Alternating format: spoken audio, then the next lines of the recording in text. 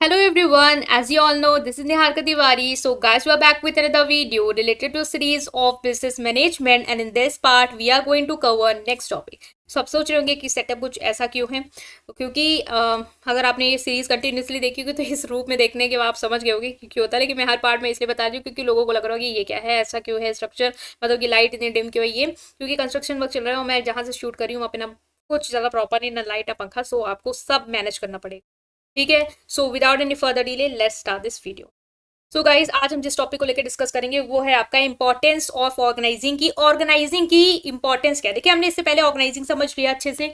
आपने नहीं देखा तो पहले पार्ट देख के आइए, आप पहले के ऑर्गेनाइजिंग समझ के आइए और उसका नेचर समझ के आइए। आज हम इंपॉर्टेंस पढ़ रहे हैं कि क्या फायदा है ऑर्गेनाइजिंग से। सिंपल बोलो, ऑर्गेनाइजिंग एक प्रोसेस है जिसमें आप चीजों को प्रॉपरली अरेंज करते हो, रिस्पॉन्सिबिलिटी असाइन करते हो ताकि चीजें अच्छे से हो पाए, टास्क हो पाए और गोल अचीव हो पाए। सिंपल मैंने अभी बता दिया है, इसको डिटेल में आपको देखना है तो आप इससे पहले वाले पार्ट्स को देखेंगे। ठीक है, अब हम बात करने वाले हैं कि इंपॉर्टेंस क्या है आपकी ऑर्गेनाइजिंग का। ठीक है, ऑर्गेनाइजिंग की क्या इंपॉर्टेंस है वो हम डिस्कस करेंगे। तो देखिए, सबसे पहले है कि अगर कोई चीज को अच्छे से ऑर्गेनाइज कर देते हो तो क्या फायदा होगा उस चीज का। आपने अपने टेबल को प्रॉपर्ली ऑर्गेनाइज कर लिया तो क्या होगा, खुद देखो। अगर आपने मान लो कि टेबल है जिसमें आपने खूब सारा बिखरा के सामान रखा है, खूब सारा बिखरा के आपने pen pencil paper book copy सब फैला दिया है। अब मैं कहूंगी इसको ऑर्गेनाइज कर दो, बुक को जहां रख रहा है वहां रखो, पेन को वहां रखो। तो अब आपको क्या लगेगा, आप देखो सबसे पहले तो ईजी हो जाएगा चीजों को ढूंढ पाना। आराम से जो चीज जहाँ है वो आपको मिल जाएगी, टाइम सेव होगा आपका।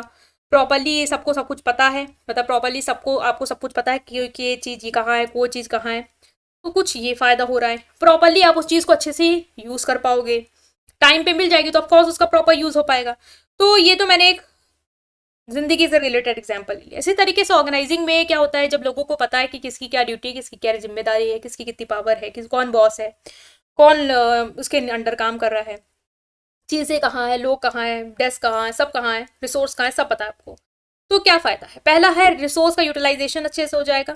ऑर्गेनाइजिंग इंश्योर करता है कि जो भी रिसोर्स है, चाहे वो ह्यूमन रिसोर्स हो, चाहे वो एम्प्लॉयज हो, चाहे वो पैसा हो, चाहे वो फिजिकल इंफ्रास्ट्रक्चर हो, ये सब मतलब एलोकेट हो प्रॉपरली। ये जितने भी इनका जहां भी आपने अरेंजमेंट किया है उस तरीके से क्या होगी, इनको आप एफिशिएंटली यूज कर पाओ। इससे क्या होगा, आपका पैसा भी बचेगा और रिटर्न और इन्वेस्टमेंट भी ज्यादा हो जाएगा। मतलब अगर आपने मान लो लोग हायर करे, ऑफकोर्स इनमें इन्वेस्ट करके ही आपने हायर किया होगा उनको, अगर आप उनको प्रॉपरली रोल ड्यूटी दे देते हो तो उनसे जितना काम आपको निकालना है आप निकलवा लोगे। तो इससे क्या होगा, आपका जो भी फायदा है, रिटर्न है उस इन्वेस्टमेंट से, वो निकल जाएगा। तो एक एग्जाम्पल के थ्रू मैंने इसको समझाया कि क्या पॉइंट है ये। नेक्स्ट है प्रोडक्टिविटी इनहेंस हो जाएगी। By dividing task and responsibility among specialized individual और department, organizing promote productivity and effectiveness। आपको पता है यहाँ पे टास्क और रिस्पॉन्सिबिलिटी डिवाइड कर देते हो, किसकी क्या जिम्मेदारी, किसकी क्या, वो इंसान वही जिम्मेदारी को पूरा करेगा और अच्छे से पूरा करेगा क्योंकि उसको पता है कि मेरा यही काम है।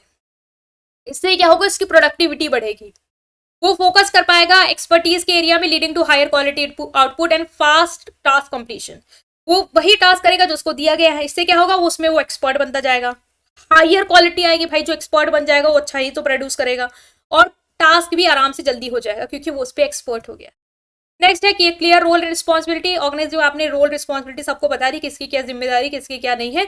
तो रोल और रिस्पॉन्सिबिलिटी सबको भाई क्लियर है, मुझे ये करना है, मुझे वो करना है, मैं इस लेवल पे हूँ, मैं उस लेवल पे हूँ। यहाँ पे कोई कंफ्यूजन नहीं है कि कोई कहे भाई मुझे तो पता ही नहीं, मैं तो बिल्कुल मतलब घूम रहा हूँ इधर उधर, मुझे क्या करना था, ऐसा कुछ नहीं है।